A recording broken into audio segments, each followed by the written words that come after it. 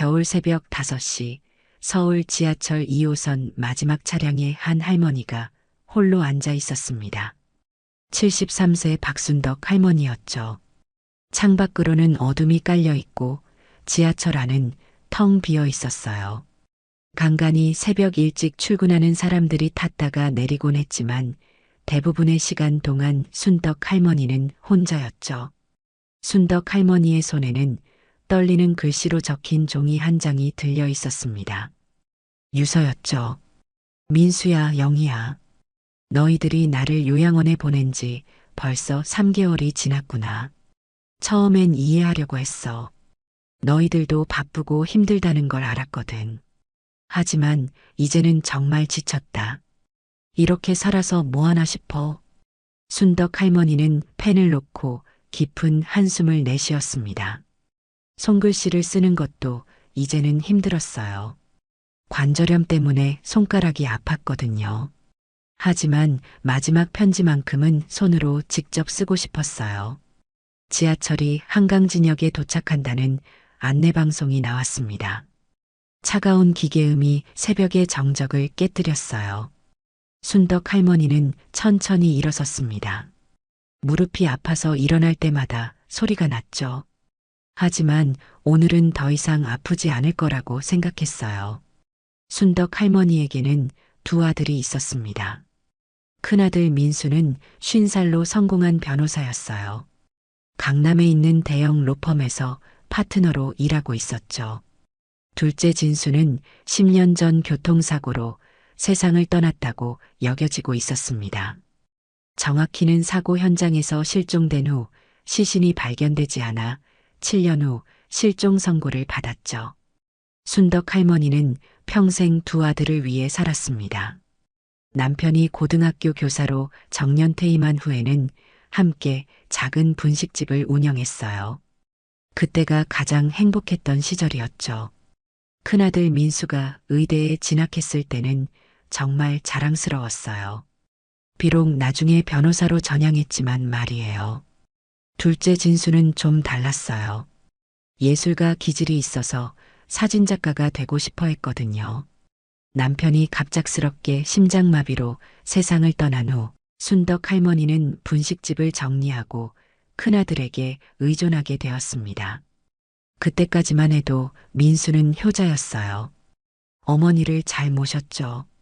하지만 진수가 사라진 후부터 모든 게 달라지기 시작했습니다.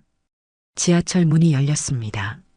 순덕 할머니는 느린 걸음으로 플랫폼에 내렸어요. 새벽 공기가 차가웠지만 더 이상 추위를 느끼지 않았습니다. 마음이 이미 얼어버렸거든요. 플랫폼에는 청소부 아저씨 한 분이 바닥을 닦고 있었어요. 순덕 할머니를 보고 인사를 건넸지만 순덕 할머니는 대답할 기운도 없었죠. 순덕 할머니는 계단을 올라가며 생각했어요. 정말 이게 맞는 건가? 하지만 다른 선택이 있을까요? 계단 하나하나를 오르는 것도 힘들었어요. 숨이 차서 중간에 멈춰서 쉬어야 했죠. 요양원에서 지낸 3개월은 지옥 같았습니다. 처음 한 달은 민수가 일주일에 한 번씩 왔어요. 두 번째 달에는 2주에 한 번, 세 번째 달부터는 한 달에 한 번. 그리고 지난 3개월 동안은 연락조차 없었죠. 며느리 영희는 처음부터 오지 않았어요. 바쁘다는 핑계만 늘어놓았죠.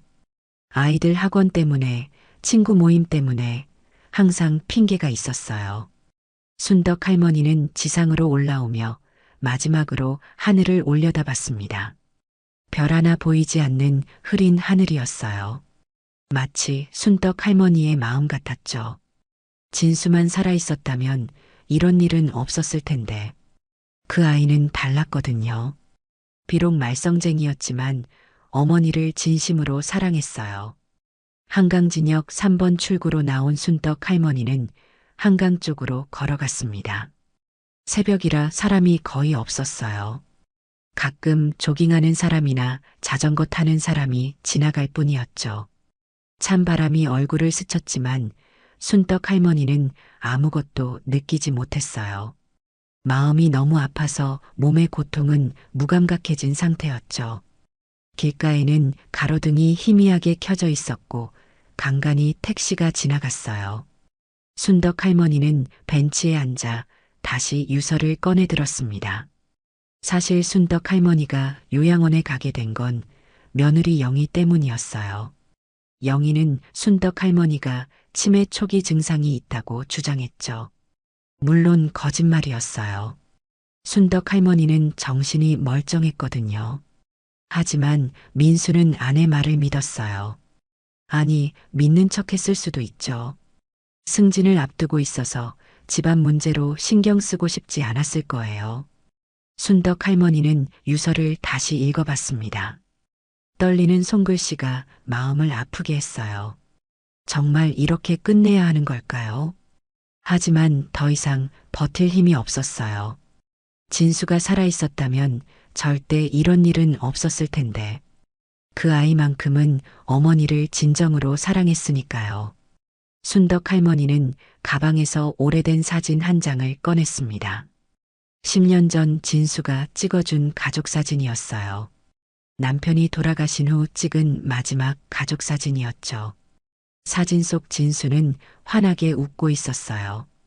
그때만 해도 모든 게 괜찮을 거라고 생각했는데 말이에요. 사진을 보니 눈물이 났어요. 그때로 돌아갈 수만 있다면 얼마나 좋을까요? 순덕 할머니는 사진을 다시 가방에 넣고 일어섰습니다. 이제 정말 마지막이라고 생각하며 한강 쪽으로 발걸음을 옮겼어요. 순덕 할머니는 벤치에 앉아 지난 시절을 떠올렸습니다. 30년 전 남편 박철수가 고등학교 교사로 정년퇴임했을 때가 생각났어요. 그때가 가장 행복했던 시절이었죠. 남편과 함께 동네에 작은 분식집을 차렸거든요. 철수 선생님은 성실한 사람이었어요. 학교에서도 인정받는 교사였죠. 30년 넘게 같은 학교에서 근무했고 제자들의 사랑을 받았어요. 은퇴식 때는 제자들이 모두 모여서 감사 인사를 했을 정도였죠. 철수 선생님의 꿈은 아내와 함께 작은 사업을 하는 것이었어요. 퇴직금으로 작은 가게를 차릴 때 순덕 할머니는 정말 행복했습니다. 드디어 남편과 함께 시간을 보낼 수 있게 된 거죠. 30년 넘게 새벽부터 밤늦게까지 학교에만 매달려 살았는데 말이에요. 분식집은 작았지만 단골들이 많았어요. 순덕 할머니가 만든 김밥이 동네에서 유명했거든요. 특히 참치김밥은 정말 맛있었죠. 비법은 참치에 마요네즈를 적당히 섞고 양파를 잘게 다져서 넣는 것이었어요. 남편 철수는 주방에서 라면을 끓이고 순덕 할머니는 김밥을 만들었어요. 손님이 없는 오후에는 함께 차를 마시며 이야기를 나눴죠. 앞으로의 계획도 세우고 아들들 이야기도 했어요. 분식집 단골 손님들은 부부의 금슬을 부러워했어요. 그때 큰아들 민수는 의대생이었습니다. 순덕 할머니는 정말 자랑스러웠어요. 동네 사람들이 의사 아들 둔 것을 부러워했거든요. 민수는 공부도 잘하고 성격도 좋았죠. 방학 되면 분식집 일도 도와주곤 했어요. 앞치마를 두르고 김밥 써는 모습이 귀여웠죠. 손님들이 와서 의대생 아들이 김밥 써주니 더 맛있다고 농담하기도 했어요. 민수는 정말 모범적인 아들이었어요. 하지만 둘째 진수는 달랐습니다. 어릴 때부터 예술가 기질이 있었어요. 그림 그리는 걸 좋아했고 사진 찍는 것도 좋아했죠. 고등학교 때는 사진반 활동을 했어요. 진수는 늘 카메라를 들고 다녔습니다. 분식집 손님들을 몰래 찍기도 했고 동네 풍경을 담기도 했어요. 분식집 벽에는 진수가 찍은 사진들이 걸려 있었죠. 아버지 철수는 진수를 걱정했어요. 예술로 밥벌이가 되겠냐고 말이죠. 하지만 순덕 할머니는 진수를 이해했습니다. 그 아이가 정말 좋아하는 일이라면 지원해주고 싶었거든요. 진수는 형 민수와 달리 공부는 못했지만 감성이 풍부했어요. 어머니의 마음을 누구보다 잘 이해했죠. 어머니가 힘들어하면 제일 먼저 알아차렸어요. 분식집 운영 5년째 되던 해에 민수가 의대를 졸업했습니다. 하지만 의사가 되는 대신 사법고시를 준비하겠다고 했어요. 순덕 할머니는 처음엔 당황했지만 아들이 하고 싶어 하는 일이라면 지지해 주기로 했죠. 민수는 변호사가 되면 더 많은 사람을 도울 수 있다고 말했어요. 정의를 실현하고 싶다고 했죠. 순덕 할머니와 철수는 아들의 뜻을 존중했어요. 진수는 고등학교를 졸업한 후 사진학과에 진학했습니다. 등록금이 만만치 않았지만 순덕 할머니와 철수는 아들의 꿈을 응원했어요. 진수는 대학에서 정말 열심히 공부했습니다. 사진전도 여러 번 열었죠. 작품을 볼 때마다 순덕 할머니는 감동했어요. 진수만의 독특한 시각이 담겨 있었거든요. 진수는 특히 사람들의 표정을 잘 담았어요. 그런데 민수가 사법고시에 합격한 해에 큰 일이 일어났어요. 철수가 갑자기 쓰러진 거죠. 분식집에서 라면을 끓이다가 심장마비로 쓰러졌어요. 그날은 평소와 다름없는 하루였는데 갑자기 가슴을 움켜쥐고 쓰러진 거예요. 순덕 할머니가 119에 신고하고 병원에 실려갔지만 이미 늦었습니다. 순덕 할머니는 하늘이 무너지는 것 같았어요. 30년 넘게 함께 산 남편을 하루아침에 잃은 거죠. 남편을 잃은 순덕 할머니는 분식집을 정리해야 했습니다. 혼자서는 감당할 수 없었거든요. 단골 손님들이 아쉬워했지만 어쩔 수 없었어요. 철수 선생님이 없는 분식집은 의미가 없었죠. 민수는 변호사 사무실에서 일을 시작했고 진수는 아직 대학생이었어요. 순덕 할머니는 큰아들에게 의존할 수밖에 없었죠. 그때까지만 해도 민수는 정말 효자였습니다. 어머니를 자신의 집으로 모셨고 잘 돌봐줬어요. 며느리 영희와 결혼한 후에도 마찬가지였죠. 영희도 처음에는 시어머니를 잘 모셨습니다. 적어도 겉으로는 말이에요. 민수와 영희의 결혼식 때 순덕 할머니는 행복했어요. 이제 가족이 늘어났다고 생각했거든요. 영희는 현모양처형으로 보였고 민수를 잘 보살펴주는 것 같았어요. 진수는 대학을 졸업한 후 사진작가가 되기 위해 노력했어요. 하지만 현실은 녹록지 않았습니다. 사진으로 생계를 유지하기 어려웠거든요. 그래도 진수는 포기하지 않았어요. 아르바이트를 하면서도 사진 촬영을 계속했죠. 웨딩 사진부터 돌잔치 사진까지 안 해본 일이 없었어요. 때로는 밤새워 편집 작업을 하기도 했죠. 순덕 할머니는 진수가 안쓰러웠습니다. 형 민수는 안정적인 직업을 가진 반면 진수는 항상 불안정했거든요. 하지만 진수만큼은 어머니를 진심으로 사랑했어요. 바쁜 와중에도 자주 안부를 물었고 어머니와 시간을 보내려고 노력했죠. 어머니가 좋아하는 음식을 해주기도 하고 함께 영화를 보러 가기도 했어요.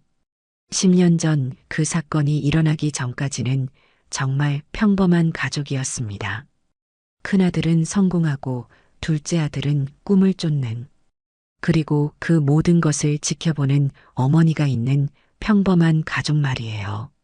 하지만 그 평범한 일상이 얼마나 소중한지는 잃고 나서야 알게 되었습니다. 순덕 할머니는 그때를 그리워했어요. 다시 그 시절로 돌아갈 수만 있다면 얼마나 좋을까요? 10년 전 그날을 순덕 할머니는 아직도 생생히 기억하고 있었습니다. 2015년 5월 15일 금요일이었어요. 진수가 첫 개인 사진전을 준비하고 있던 때였죠. 그동안 아르바이트를 하며 모은 돈으로 작은 갤러리를 빌렸거든요. 홍대 근처의 작은 갤러리였지만 진수에게는 꿈의 무대나 다름없었어요. 진수는 몇 달 전부터 사진전 준비에 매달렸습니다. 그동안 찍은 작품 중 최고의 것들만 골라서 전시하려고 했어요. 사진 제목도 하나하나 정성스럽게 지었죠. 순덕 할머니는 아들이 그렇게 열심히 하는 모습이 기특했어요. 진수는 그날 아침 일찍 나갔습니다. 사진전 홍보를 위해 포스터를 붙이러 간다고 했어요. 순덕 할머니는 아들이 기특해서 도시락까지 싸줬죠. 진수가 좋아하는 김치볶음밥과 계란말이를 넣어줬어요. 진수는 환하게 웃으며 집을 나섰습니다. 엄마, 사진전 꼭 보러 와요. 제일 좋은 자리에 어머니 사진 걸어 놓을게요. 그것이 마지막 모습이었어요. 진수는 정말 어머니 사진을 특별히 준비해 두고 있었어요. 순덕 할머니가 분식집에서 김밥을 만들고 있는 모습을 담은 사진이었죠. 오후 3시쯤이었습니다. 경찰서에서 전화가 왔어요. 진수가 교통사고 목격자로 신고를 했다는 내용이었죠. 강남대로에서 일어난 큰 사고였는데 진수가 현장을 목격하고 신고했다고 했어요. 하지만 진수를 받으려고 했을 때 진수는 이미 사라진 후였습니다. 경찰관은 진수가 사고 현장에서 부상자를 도우려다가 어디론가 갔을 수도 있다고 했어요. 순덕 할머니는 처음에는 크게 걱정하지 않았어요. 진수가 급한 일이 있어서 먼저 간 거라고 생각했거든요. 하지만 저녁이 되어도 집에 오지 않았습니다. 전화도 받지 않았어요. 그때부터 불안해지기 시작했죠. 진수는 늘 어머니에게 연락을 했거든요. 조금만 늦어도 미리 전화했는데 말이에요. 민수에게 연락했습니다. 민수도 진수와 연락이 안 된다고 했어요. 둘 다 경찰서에 갔습니다. 경찰은 사고 현장 주변을 수색했지만 진수를 찾을 수 없었어요. 다만 현장 근처에서 진수의 가방과 혈흔이 발견되었습니다. 가방 안에는 진수의 지갑과 카메라가 들어 있었어요. 카메라에는 그날 찍은 사진들이 그대로 남아 있었죠. 마지막 사진은 사고 현장을 찍은 것이었어요. 혈흔의 양이 상당했어요. 경찰은 진수가 2차 사고에 휘말렸을 가능성이 높다고 했습니다. 하지만 시신은 발견되지 않았죠. CCTV를 확인해 봐도 진수가 어디로 갔는지 알 수 없었어요. 마치 공중으로 사라진 것 같았습니다. 순덕 할머니는 매일 사고 현장에 나가서 진수를 찾았습니다. 혹시 기억을 잃고 어디선가 헤매고 있을지도 모른다고 생각했거든요. 병원마다 다니며 신원불명의 환자가 있는지 확인했어요. 하지만 아무런 단서를 찾을 수 없었습니다. 순덕 할머니는 점쟁이까지 찾아갔어요. 점쟁이는 진수가 살아있다고 했지만 확신할 수 없었죠. 민수도 처음에는 열심히 동생을 찾았어요. 사립탐정까지 고용했죠. 전단지도 만들어서 곳곳에 붙였어요. 하지만 시간이 지날수록 포기하는 기색이 역력했습니다. 혈흔의 양을 봤을 때 진수가 살아있을 가능성은 희박하다고 생각했거든요. 변호사로서 현실적으로 판단한 거였어요. 3년이 지났습니다. 경찰은 수사를 사실상 포기했어요. 실종자 명단에서도 진수의 이름이 뒤로 밀려났죠. 하지만 순덕 할머니는 포기할 수 없었습니다. 아들이 죽었다는 확신이 서지 않았거든요. 어머니의 직감으로는 진수가 어딘가에서 살아있다고 느껴졌어요. 진수의 친구들도 하나둘 연락이 끊어졌어요. 처음에는 함께 찾아다녔지만 시간이 지나면서 각자의 생활로 돌아갔죠.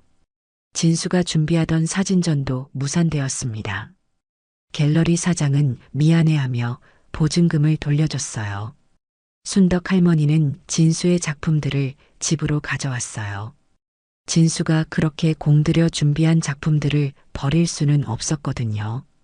7년째 되던 해에 법원에서 진수의 실종 선고를 내렸습니다. 법적으로는 죽은 사람이 된 거죠. 순덕 할머니는 그날 법정에서 울었습니다. 아직도 아들이 살아있다고 믿고 있었거든요. 판사는 동정어린 눈빛으로 순덕 할머니를 바라봤어요. 민수는 현실적으로 생각하라고 했어요. 이미 10년이나 지났다고 말이죠. 진수가 살아있다면 연락했을 거라고 했습니다. 하지만 순떡 할머니는 받아들일 수 없었어요. 어머니의 직감으로는 진수가 어딘가에서 살아있다고 느껴졌거든요. 진수를 잃은 후 순떡 할머니는 큰아들에게 더욱 의존하게 되었습니다. 이제 민수만이 유일한 가족이었거든요. 민수도 처음에는 어머니를 잘 돌봐줬어요. 하지만 시간이 지나면서 조금씩 달라지기 시작했습니다. 일이 바빠지면서 어머니와 보내는 시간이 줄어들었죠. 며느리 영희의 태도도 변했어요. 진수가 사라진 초기에는 시어머니를 위로해줬는데 나중에는 귀찮아하는 기색이 역력했죠. 특히 순덕 할머니가 진수 이야기를 할 때마다 싫어했어요. 영희는 죽은 사람 이야기는 그만하라고 말하기도 했죠. 순덕 할머니는 진수의 방을 그대로 두었습니다. 언젠가 돌아올 거라고 믿었거든요. 하지만 민수와 영희는 그런 순덕 할머니를 이상하게 여겼어요. 현실을 받아들이지 못한다고 생각했죠. 사실 순덕 할머니도 마음 한구석에서는 진수가 죽었을 수도 있다고 생각했습니다. 하지만 인정하고 싶지 않았어요. 진수만큼은 정말 어머니를 사랑했거든요. 그 아이가 살아있다면 절대 이렇게 오랫동안 연락 없이 있을 리 없다는 것도 알고 있었어요. 진수가 사라진 지 8년이 지났을 때부터 민수와 영희의 태도가 눈에 띄게 달라지기 시작했습니다. 순덕 할머니가 75세가 되던 해였어요. 몸도 예전만 못했고 가끔 깜빡하는 일이 생겼죠. 하지만 치매라고 할 정도는 아니었어요. 단순히 나이가 들면서 생기는 자연스러운 현상이었죠. 하지만 영희는 이런 작은 실수들을 놓치지 않았어요. 영희가 처음 요양원 이야기를 꺼낸 건 작년 봄이었습니다. 순덕 할머니가 가스레인지를 켜놓고 깜빡한 적이 있었거든요. 다행히 큰 사고는 나지 않았지만 영희는 크게 호들갑을 떨었어요. 어머님, 이제 혼자 계시기 위험해요. 치매 초기 증상 같은데 병원에 가보시는 게 어떨까요? 순덕 할머니는 억울했습니다. 단순히 깜빡한 것뿐인데 치매라니요. 하지만 영희는 계속 치매 이야기를 꺼냈어요. 민수 앞에서도 시어머니가 이상하다는 식으로 말했죠. 영희는 매일같이 순덕 할머니의 행동을 관찰하며 꼬투리를 잡았어요. 같은 이야기를 반복한다거나 물건을 어디 뒀는지 잊어버린다거나 하는 일들 말이에요. 민수는 처음에는 아내 말을 대수롭지 않게 여겼어요. 하지만 영희가 계속 얘기하니까 신경 쓰이기 시작한 거죠. 특히 영희가 친구들과 만날 때마다 시어머니 걱정이라고 하소연했어요. 영희의 친구들은 대부분 시어머니를 요양원에 모신 사람들이었습니다. 그들은 영희에게 요양원이 더 안전하다고 조언했어요. 요즘 요양원들은 시설도 좋고 간병도 전문적으로 해준다고 말이죠. 게다가 며느리의 부담도 줄어든다고 했어요. 영희는 친구들의 조언에 귀가 솔깃했어요. 순덕 할머니는 영희가 친구들과 전화 통화하는 걸 우연히 들었습니다. 영희는 친구에게 이렇게 말하고 있었어요. 시어머님이 요즘 정말 이상해졌어. 깜빡깜빡하시고 같은 말 반복하시고 우리 남편은 아직 모르는 것 같은데 나는 확실히 치매 초기 같아. 요양원 알아봐야 할 것 같아. 순덕 할머니는 충격을 받았습니다. 자신이 치매가 아니라는 걸 잘 알고 있었거든요. 단지 나이가 들어서 가끔 깜빡할 뿐이었어요. 하지만 영희는 이미 마음을 정한 것 같았죠. 민수는 승진을 앞두고 있었어요. 대형 로펌의 파트너가 되는 게 목표였죠. 그래서 더욱 바빠졌습니다. 새벽부터 밤늦게까지 일했어요. 주말에도 사무실에 나가는 일이 많았죠. 자연스럽게 집안일은 영희에게 맡겨졌어요. 영희는 이 기회를 놓치지 않았습니다. 민수에게 시어머니 문제를 계속 제기했어요. 남편이 일하는 동안 자신이 시어머니를 돌봐야 하는데 부담이 크다고 했죠. 특히 치매 증상이 심해지고 있다고 과장했어요. 아이들 교육에도 신경 써야 하는데 시어머니까지 돌보기 힘들다고 했어요. 영희는 정교하게 계획을 세웠어요. 민수가 집에 없는 시간에 시어머니와 함께 있으면서 일부러 스트레스를 주기도 했죠. 그러면 순떡 할머니가 실수를 하게 되고 그걸 민수에게 보고하는 시기였어요. 순덕 할머니는 억울했지만 할 말이 없었습니다. 아들은 바빠서 집에 거의 없었고 며느리와 단둘이 있는 시간이 많았거든요.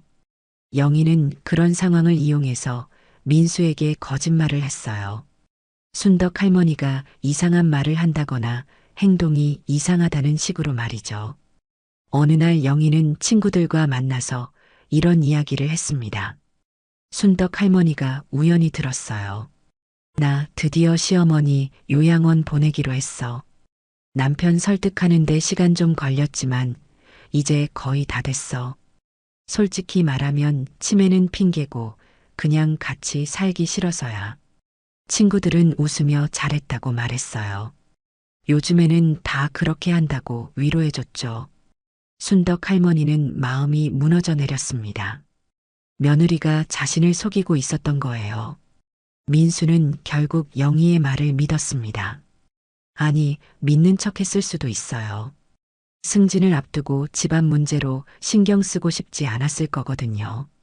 전문 간병이 필요하다며 요양원을 알아보기 시작했죠. 영희는 이미 몇 군데 요양원을 알아봐 놓은 상태였어요. 순덕 할머니는 마지막으로 호소했습니다.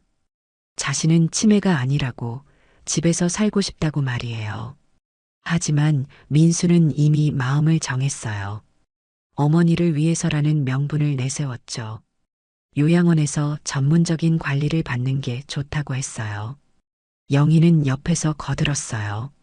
어머님, 요양원이 집보다 더 안전해요. 전문 간병사들이 24시간 돌봐드리니까 저희도 안심이에요. 요양원을 방문한 날 순떡 할머니는 절망했습니다. 시설은 좋았지만 감옥 같다는 생각이 들었어요. 하지만 선택권이 없었죠. 민수와 영희는 이미 모든 절차를 진행해 놨거든요.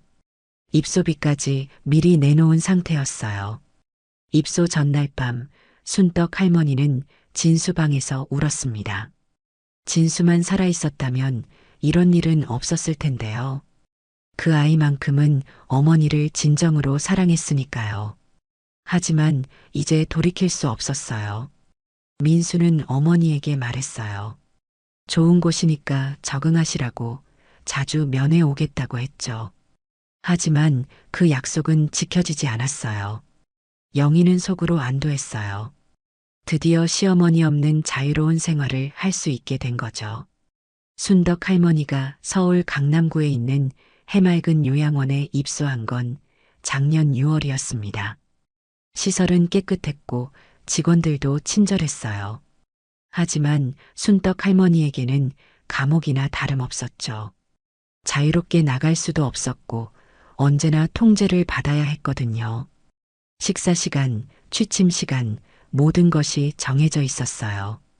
요양원에는 60명 정도의 할머니들이 있었는데 대부분 치매나 중증 질환을 앓고 있었죠. 순덕 할머니처럼 정신이 멀쩡한 사람은 드물었어요. 그래서 더욱 외로웠습니다. 룸메이트는 78세 김옥순 할머니였습니다. 옥순 할머니는 순떡 할머니와 정반대 성격이었어요. 밝고 긍정적이었죠. 첫 만남부터 환하게 웃으며 인사했어요. 어머, 새로운 룸메이트시네요. 반가워요. 저는 김옥순이에요. 앞으로 잘 지내봐요. 순덕 할머니는 시큰둥하게 대답했습니다. 새로운 환경이 낯설었고 마음도 착잡했거든요. 하지만 옥순 할머니는 개의치 않고 계속 말을 걸었어요. 첫 밤을 보내며 순떡 할머니는 울었어요. 집이 그리웠고 진수가 더욱 그리웠죠. 옥순 할머니의 사연은 순덕 할머니와 달랐습니다. 두 아들이 모두 해외에 살고 있었어요. 큰아들은 미국에서 의사로 일하고 둘째 아들은 캐나다에서 교수를 하고 있었죠. 멀리 떨어져 있어서 직접 돌볼 수는 없지만 매주 화상 통화를 했어요. 순덕 할머니는 부러웠습니다. 옥순 할머니의 아들들은 비록 멀리 있지만 어머니를 걱정하고 사랑한다는 게 느껴졌거든요. 매주 토요일 오후 3시가 되면 옥순 할머니 침대 옆에 사람들이 모였어요. 다른 할머니들도 화상 통화를 구경하러 왔죠. 옥순 할머니는 아들들과 손자들 얼굴을 보며 행복해 했어요. 어머니, 건강하세요. 다음 달에 한국 갈 거예요. 큰아들이 말하면 옥순 할머니는 눈물을 흘렸어요. 하지만 기쁜 눈물이었죠. 순덕 할머니는 그런 모습을 보며 더욱 외로워졌습니다. 자신에게는 그런 전화조차 오지 않았거든요. 옥순 할머니는 순덕 할머니에게 조언했어요. 진짜 자식은 마음으로 알 수 있어요. 멀리 있어도 사랑하는 자식은 어머니를 잊지 않아요. 가까이 있어도 마음이 멀면 소용없죠. 요양원에는 최미영이라는 간호사가 있었어요. 30대 초반의 젊은 간호사였는데 할머니들을 정말 친어머니처럼 돌봤죠. 최 간호사는 순덕 할머니의 우울한 모습을 눈치챘어요. 할머니, 무슨 걱정 있으세요? 저한테 말씀해 보세요. 순덕 할머니는 처음에는 말하지 않았어요. 하지만 최 간호사의 따뜻한 위로에 마음을 열게 되었죠. 최 간호사는 순덕 할머니의 이야기를 들으며 안타까워했어요. 할머니, 아직 포기하기엔 너무 이르세요. 세상에는 기적 같은 일도 일어나거든요. 최 간호사의 어머니도 비슷한 경험이 있었다고 했어요. 자식들에게 버림받았다고 생각했는데 나중에 오해였다는 걸 알게 되었다고 했죠. 민수는 처음 한 달 동안은 일주일에 한 번씩 왔어요. 하지만 점점 횟수가 줄어들었죠. 두 번째 달에는 2주에 한 번, 세 번째 달부터는 한 달에 한 번 왔어요. 올 때마다 바쁘다는 핑계만 늘어놓았죠. 어머니, 요즘 큰 사건을 맡아서 정말 바빠요. 다음에 더 자주 올게요. 하지만 그 약속은 지켜지지 않았어요. 며느리 영희는 아예 오지 않았어요. 아이들 교육 때문에 바쁘다고 했죠. 실제로는 친구들과 모임을 갖거나 쇼핑을 하며 시간을 보냈어요. 순덕 할머니는 점점 절망감에 빠져들었습니다. 옥순 할머니가 아들들과 화상 통화하는 모습을 볼 때마다 더욱 외로워졌어요. 다른 할머니들도 가족들이 자주 면회를 왔는데 순덕 할머니만 혼자였죠. 옥순 할머니는 순덕 할머니를 위로했어요. 순덕아, 너무 슬퍼하지 마. 언젠가는 좋은 일이 있을 거야. 내가 그런 느낌이 들어. 하지만 순덕 할머니는 희망을 잃어가고 있었어요. 추석 때도 민수는 오지 않았어요. 바쁘다는 전화 한 통뿐이었죠. 순덕 할머니는 명절 음식을 혼자 먹으며 눈물을 흘렸어요. 옥순 할머니가 위로해줬지만 마음의 상처는 깊어만 갔죠. 다른 할머니들은 모두 가족들과 함께 명절을 보내는데 순덕 할머니만 혼자였어요. 11월이 되자 날씨가 추워졌습니다. 순덕 할머니의 마음도 함께 추워졌어요. 민수의 연락은 점점 뜸해졌고 영희는 아예 소식이 없었죠. 순덕 할머니는 자신이 정말 버려진 존재라는 생각이 들었어요. 크리스마스가 다가왔습니다. 요양원에서는 작은 파티를 준비했어요. 가족들도 많이 찾아왔죠. 하지만 순덕 할머니에게는 아무도 오지 않았어요.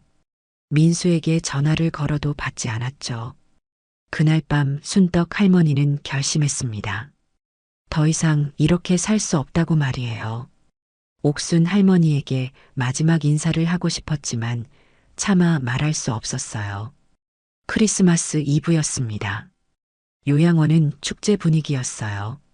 다른 할머니들은 가족 방문으로 들뜬 상태였죠. 로비에는 크리스마스 트리가 반짝이고 있었고 캐럴이 흘러나왔어요. 하지만 순떡 할머니에게는 더욱 잔인한 날이었습니다. 가족의 소중함을 강조하는 크리스마스가 자신에게는 외로움만 확인시켜주는 날이었거든요. 옥순 할머니마저 갑작스런 폐렴으로 병원에 입원했어요. 유일한 위로가 되어주던 친구도 없어진 거죠. 순덕 할머니는 홀로 방에 앉아 창밖을 바라봤습니다. 눈이 내리고 있었어요. 화이트 크리스마스였지만 순덕 할머니의 마음은 절망으로 가득했죠. 다른 방에서는 가족들과 함께하는 웃음소리가 들려왔어요.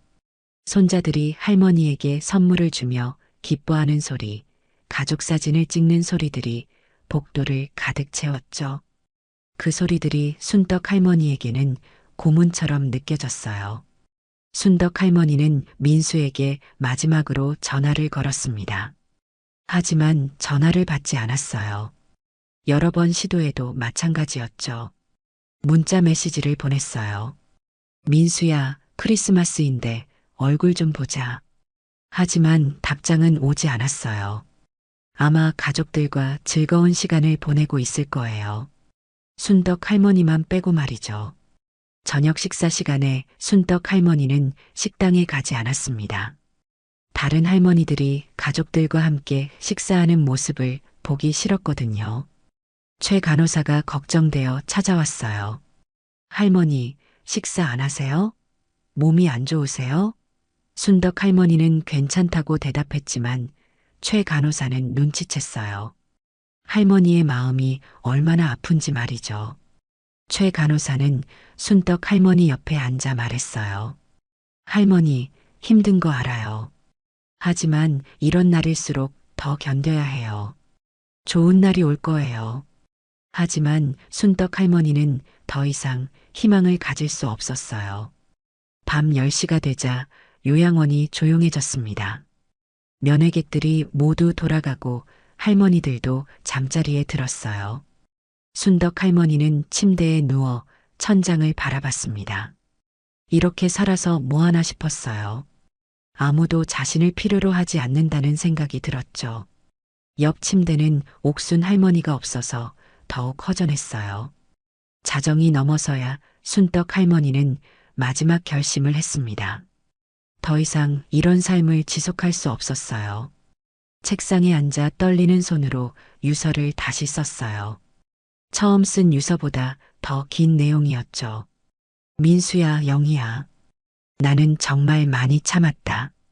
너희들이 바쁘다는 것도 이해하려고 했어. 하지만 이제는 정말 한계야. 나 같은 늙은이가 세상에 있어봤자 누구에게도 도움이 안 돼. 진수가 살아있었다면 이런 일은 없었을 텐데.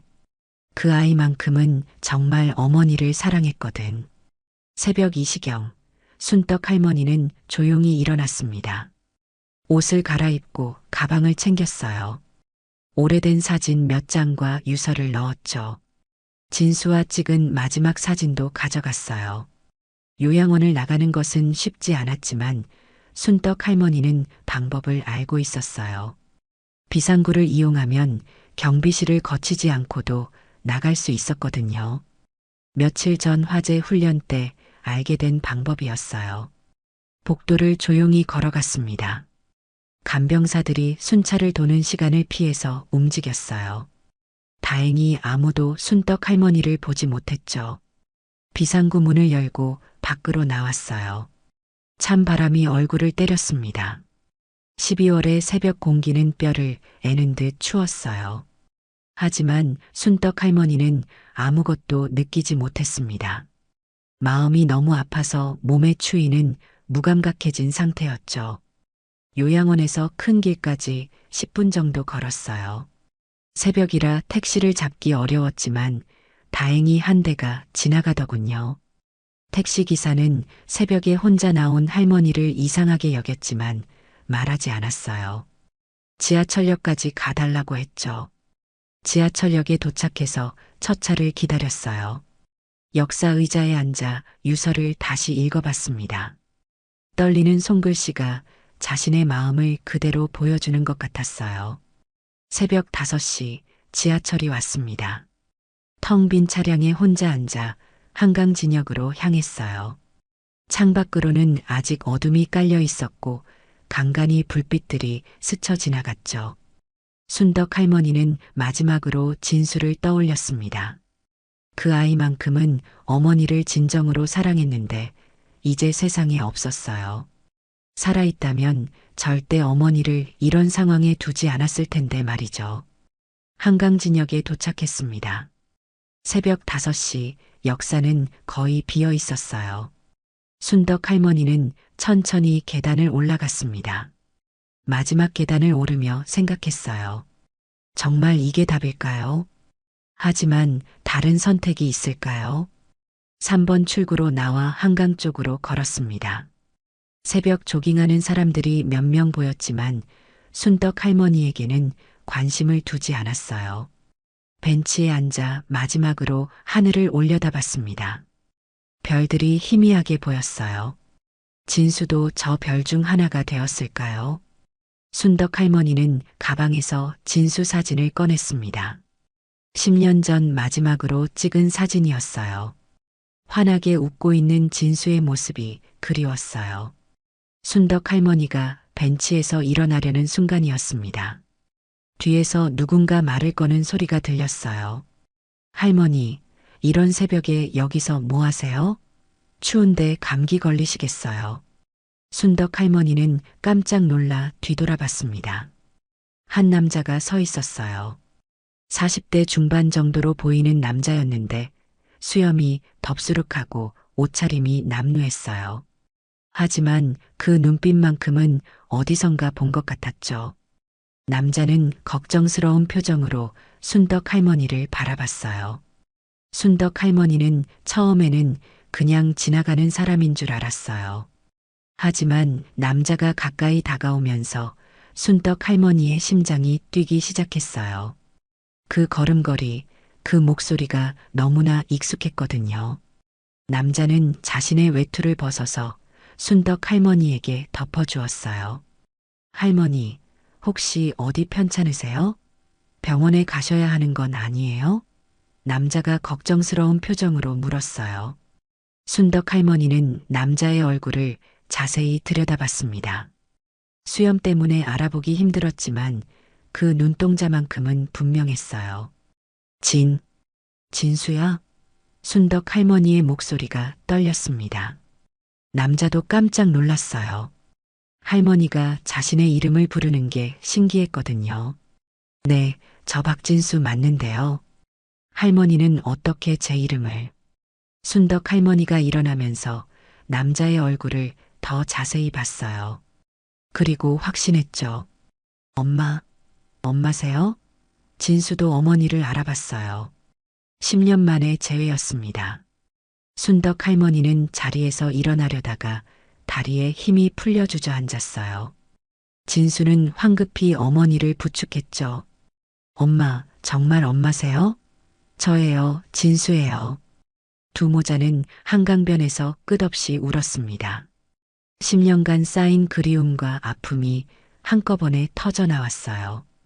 순덕 할머니는 아들의 얼굴을 계속 만지작거렸어요. 정말 살아있는지 확인하고 싶었거든요. 진수야, 정말 내가 맞니? 살아있었구나. 엄마가 얼마나 그리워했는지 몰라. 진수는 그동안의 이야기를 털어놓았습니다. 10년 전 교통사고 현장에서 2차 사고에 휘말렸다고 했어요. 머리를 크게 다쳐서 3년간 기억을 잃었다고 했죠. 병원에서 깨어났을 때는 신원조차 몰랐다고 해요. 엄마, 정말 미안해요. 기억을 잃어서 엄마를 찾지 못했어요. 3년 전에야 기억이 돌아왔는데 그때는 이미 너무 많은 시간이 흘렀어요. 진수는 기억이 돌아온 후 어머니를 찾아다녔다고 했어요. 하지만 순덕 할머니는 이미 요양원에 가 있었고 민수에게 연락하기도 어려웠죠. 게다가 자신의 초라한 모습을 보이고 싶지 않았다고 해요. 그동안 진수는 노숙자 쉼터에서 지냈습니다. 몸이 회복된 후에는 쉼터에서 일하는 사회복지사가 되었어요. 다른 노숙자들을 돕는 일을 했죠.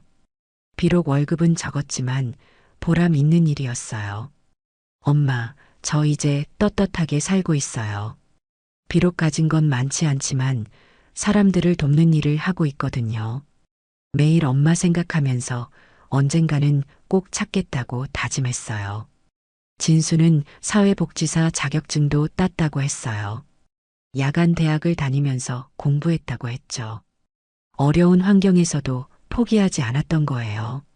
순덕 할머니는 아들의 손을 꼭 잡았습니다. 살아있다는 것만으로도 감사했어요. 그동안 얼마나 그리웠는지 몰라요. 진수는 어머니가 요양원에 있다는 걸 최근에 알았다고 했어요. 우연히 민수를 만난 지인에게서 들었다고 했죠. 그래서 오늘 요양원에 찾아가려고 했는데 어머니가 여기 있는 게 신기했어요. 사실 진수는 매일 새벽 이곳에서 산책을 했다고 해요. 마음이 복잡할 때마다 한강변을 걸었다고 했죠. 오늘도 어머니를 만나러 가기 전에 마음을 정리하려고 나온 거였어요. 순덕 할머니는 자신이 죽으려고 했다는 걸 말하지 않았어요. 대신 산책하러 나왔다고 둘러댔죠. 하지만 진수는 어머니의 마음을 알 것 같았어요. 가방에서 유서가 보였거든요. 엄마, 이제 저와 함께 사세요. 제가 모실게요. 비록 가진 건 많지 않지만 엄마와 함께라면 행복할 거예요. 진수는 쉼터 근처에 작은 원룸을 얻어서 살고 있었어요. 비좁았지만 깨끗했죠. 어머니와 함께 살기에는 좁았지만 진수는 더 큰 집을 구하겠다고 약속했어요. 순덕 할머니는 아들과 함께라면 어디든 좋다고 했어요.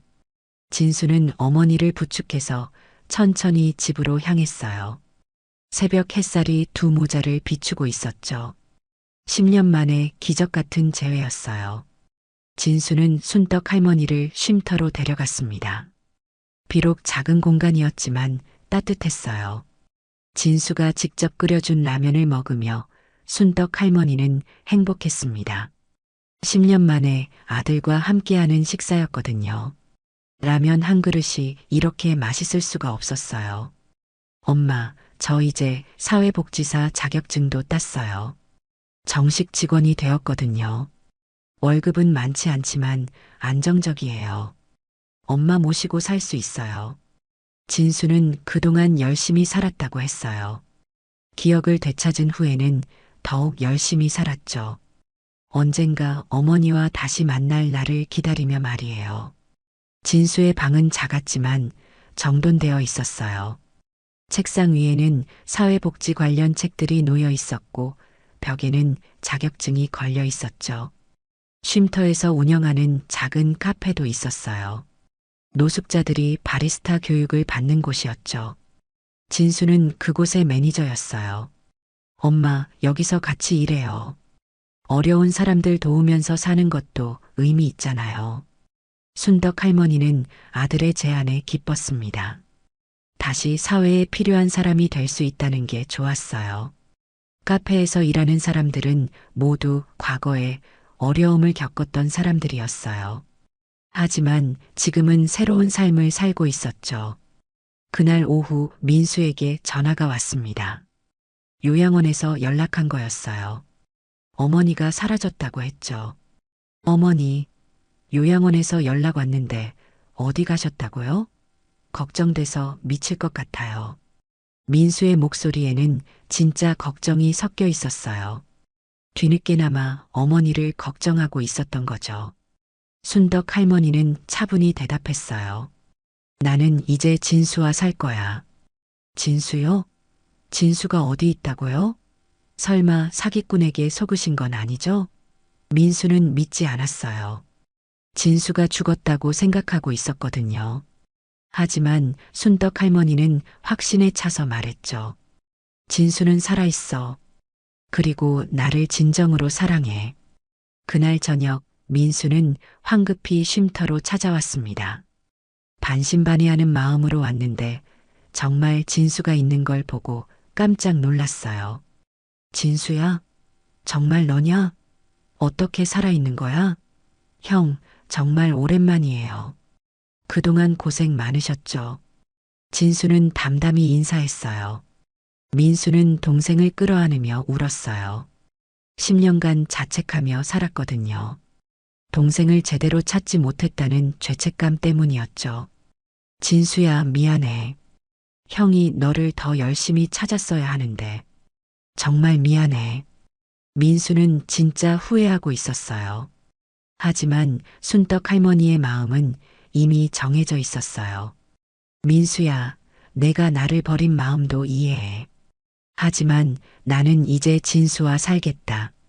진수가 진짜 내 아들이야. 민수는 그제야 깨달았습니다. 자신이 얼마나 큰 실수를 했는지 말이에요. 어머니를 요양원에 보낸 것, 연락을 소홀히 한 것, 모든 게 잘못이었다는 걸 알았죠. 어머니, 정말 죄송해요. 제가 너무 바빠서 어머니 마음을 몰랐어요. 다시 기회를 주세요. 하지만 순떡 할머니는 단호했어요. 이미 상처받은 마음은 쉽게 회복되지 않았거든요. 진수는 형을 이해한다고 했어요. 형도 바쁘셨을 거예요. 이제 다시 만났으니까 가족답게 지내요. 민수는 매일 쉼터에 찾아왔습니다. 어머니께 용서를 구하기 위해서였어요.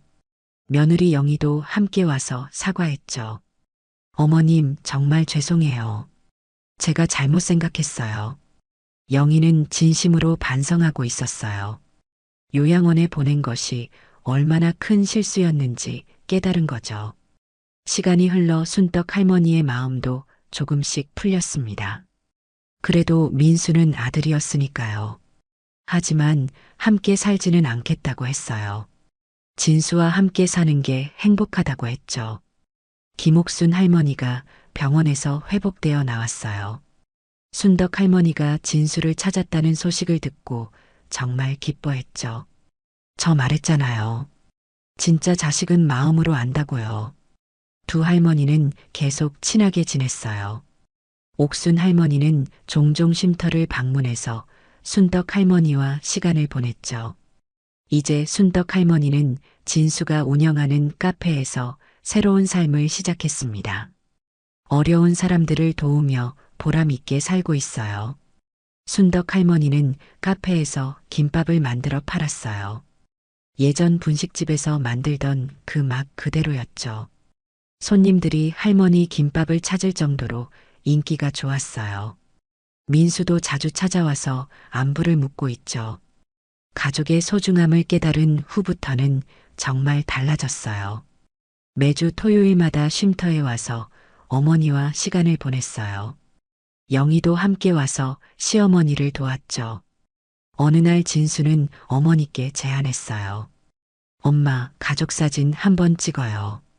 저 사진작가였잖아요. 이제 다시 카메라를 들어볼까 해요. 순덕 할머니는 기뻤습니다. 아들이 다시 꿈을 찾은 것 같아서요. 진수는 쉼터 사람들의 사진을 찍어주기 시작했어요. 그들에게도 소중한 추억이 필요했거든요. 민수와 영희, 그리고 손자들도 함께 사진을 찍었어요. 오랜만에 찍는 가족 사진이었죠. 이번에는 정말 완전한 가족 사진이었어요. 진수가 셀프 타이머를 설정하고 뛰어와서 함께 찍었거든요. 최 간호사도 쉼터에 자원봉사를 오게 되었어요. 순덕 할머니를 보고 정말 기뻐했죠. 할머니, 정말 좋은 일이 생겼네요. 제가 맞다고 했잖아요. 기적은 정말 일어난다고요. 순덕 할머니는 이제 매일이 행복했어요. 아들과 함께 일하고 어려운 사람들을 도우며 살 수 있어서 좋았죠. 가끔 요양원에 있는 다른 할머니들도 찾아뵀어요. 자신의 이야기를 들려주며 희망을 잃지 말라고 격려했죠. 이 이야기를 통해 우리는 무엇을 배울 수 있을까요? 진짜 효도는 돈이나 좋은 시설이 아니라 마음이라는 것. 그리고 포기하지 않으면 기적 같은 일도 일어난다는 것. 가족의 소중함은 잃고 나서야 깨닫게 되지만 늦었다고 생각할 때가 진짜 너무 늦은 때입니다. 지금 순떡 할머니는 진수, 민수와 함께 행복하게 살고 있어요. 때로는 아픈 과거가 있어야 진짜 소중한 것이 무엇인지 알게 되는 법이죠. 진수는 말했어요. 엄마, 그 힘든 시간들이 있었기 때문에 지금 이 행복이 더 소중하게 느껴져요. 순덕 할머니도 고개를 끄덕였어요. 정말 그랬어요. 절망의 끝에서 만난 희망이 더욱 빛나 보였거든요. 오늘 이야기 어떠셨나요? 구독과 댓글, 알람 설정 잊지 마시고 소중한 댓글 하나가 정말 큰 힘이 됩니다. 시청해 주셔서 진심으로 감사드립니다.